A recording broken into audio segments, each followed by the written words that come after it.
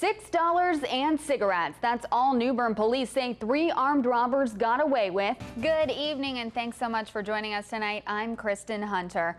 The man troopers say is responsible for yesterday's fatal wreck in Martin County is out of the hospital and behind bars. As 9 on your side's Erica Anderson reports, it's the driver's second DWI in just a matter of hours. Let's get right to it. The big news of the night. Pirate fans are painting the town purple tonight. ECU pulled out the big win against UNC. Our very own Brian Bailey is there with a look at all the highlights from the big game.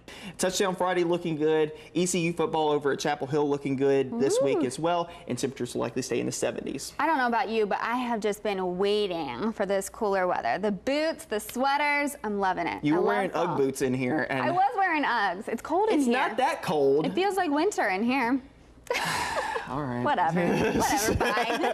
Coming up just after the break, a new place to call home. After months of negotiations, the Atlanta Falcons strike a big deal with several local churches. Plus, government shutdown. What the debate on the president's key health care legislation means for you.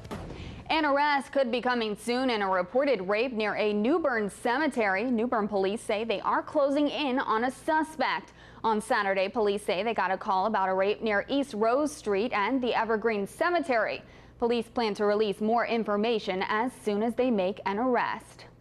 Helping catch the bad guys for more than 30 years, this week Pitt Greenville Crime Stoppers is celebrating a birthday, and they need your help.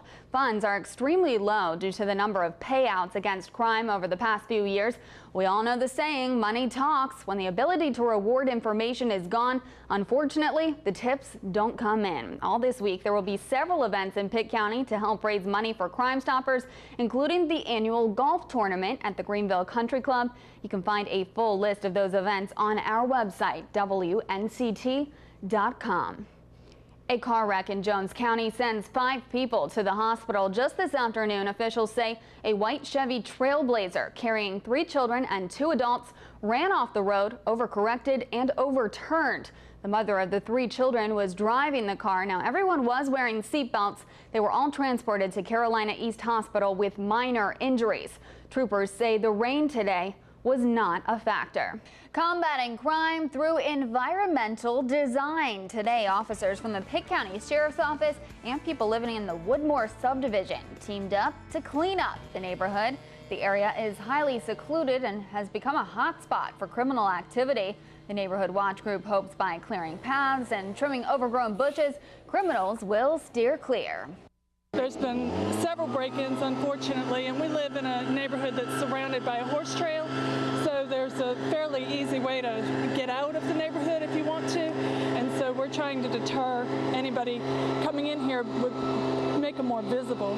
Most of the time you'll find that hanging out and littering and maybe underage drinking, that kind of stuff, that leads to other things. So what we're hoping to do is reduce all the other activity by cleaning up this cul-de-sac. Saturday, Pitt County inmates were also out cleaning up the neighborhood.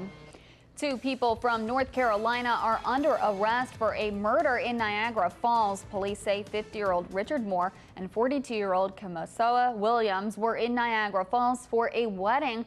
Police were called to an apartment in the city around 3:30 Saturday morning after someone reported shots fired. Police say a 39-year-old woman had been shot and killed after getting into an argument with Moore and Williams. Both are from Winston-Salem. It's not known if the victim knew the pair. A brother, an athlete, and a scholar. Hundreds of people gathered at the Temple Church International in Charlotte yesterday for 24-year-old Jonathan Farrell. Farrell was shot and killed by Charlotte-Mecklenburg police officer Randall Carrick. Investigators believe Farrell was seeking help in a nearby neighborhood after he wrecked his car. Carrick shot Farrell 10 times and was charged with involuntary manslaughter. Community members say that charge should be upgraded to murder. One of the people at the memorial was Bonita Winchester. Her son Aaron was also shot and killed by a CMPD officer in 2008. It feels just like the same. Another mother is mourning, and there's no pain greater than the mourning of loss of a child. Attorney General Roy Cooper is handling the investigation. She's just 14 years old, but she's already signed a record deal. Now a Greenville teenager is putting herself and Eastern North Carolina on the map. Only on 9, we take you on an exclusive behind-the-scenes look at her music video.